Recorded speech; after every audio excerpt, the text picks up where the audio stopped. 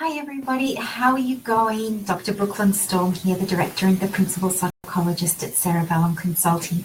I hope you're all doing really well today. What I wanted to share with you was a couple of my tools that I use in counselling and psychology to help little ones communicate when perhaps they don't really feel like communicating. Maybe they're a bit shy, maybe they have some anxiety, maybe there's some confidence problems. Or maybe there's something else going on and it's more of a formally diagnosed psychological condition that's impacting on this little person's behaviour. So the first thing that I wanted to share with you is something called PECS. So I don't know if you've heard of this. You can kind of remember it like muscles or something like that.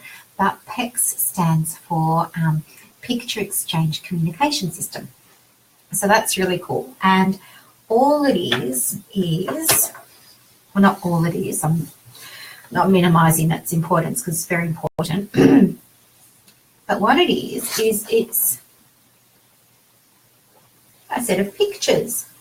So you can see some of these pictures have the word hungry, thirsty, bathroom, sad, cold, things like that. So all of these pictures are just a way that the little ones can let us know what's going on with them without them having to actually articulate anything at the time. These types of pictures that I just showed you are really important because they let us know how the child's feeling. But there are also other ones that you can use in the classroom or that you can use at home that are just as helpful. For example, we have this one here, which, as you can see, it's got a hand on it that's for stopping. It's got a sign for closed and open. I really like the one down the bottom here that says it's okay. So how do you use them? Well, what I like to do is just laminate them.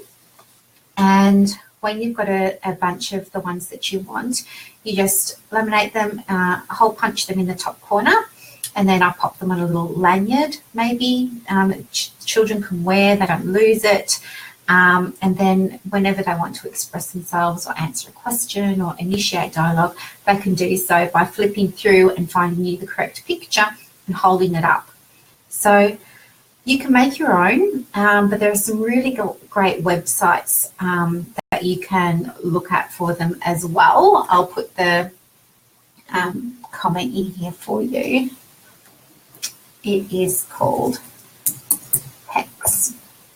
The other thing that you can do is, my second tip, is you can have like a loyalty card. So you know how when you've got coffee, so this is just a coffee card that's from my local cafe. Most of you know I hang out at Dharma Harbour. I think I'd set up an office there if I could. But you can see at the top of the card and at the bottom of the card here, we have all of the little dots, and I've been lucky and had some punched out already.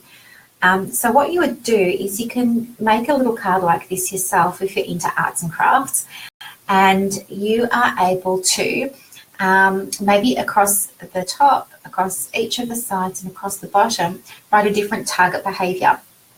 So maybe one target behaviour is following directions, maybe one is brushing teeth, maybe one is getting school bags ready, and maybe the last one is going to bed nicely, or whatever it is you want to put.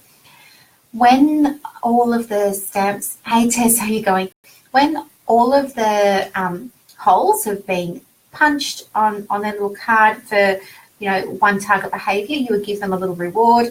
Then we want them to get the reward for the other target behaviours as well. Once the children have completed all 4 target behaviours, what you're going to do is you're going to give them a jackpot. And it's no different really. The principle is exactly the same as I guess what you and I might experience if we were playing the pokies or something like that. It's this idea of, its more technical term is intermittent scheduled reinforcement, which is a bit of a mouthful, but it just means that you are engaged because you're getting a little bit of a payout every now and again, and then every other time you get a bit of a jackpot, which keeps you even more engaged. So that's what we want to do with the children. We want to keep them really engaged and trying to focus on their target behaviours so that they can be more comfortable and they can be functioning at their very, very best. We want them to reach their potential, whether it's socially, emotionally or academically. So they're my 2 ways that you can do that. If you're interested, I can pop some links in the comments section for you as well about where you can get some of these tools from, but they're really handy to have and they get really good results and the kids love them. The other thing I like to do, I'll just show you again quickly. The other thing I like to do with these 2 is just give the children some blank ones that they can fill in for themselves. So they can do that with a little whiteboard marker perhaps, and they can clean it off at the end of the day and put something else on there the next day. So lots of fun. Tess is saying yes, please. No worries, I will.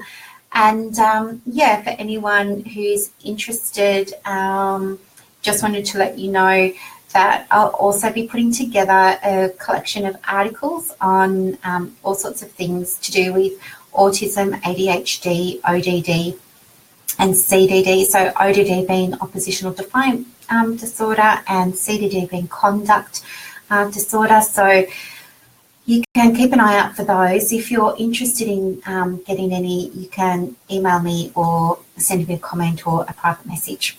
Anyway, for everybody else, I'll see you soon. I hope you have a lovely night. Bye.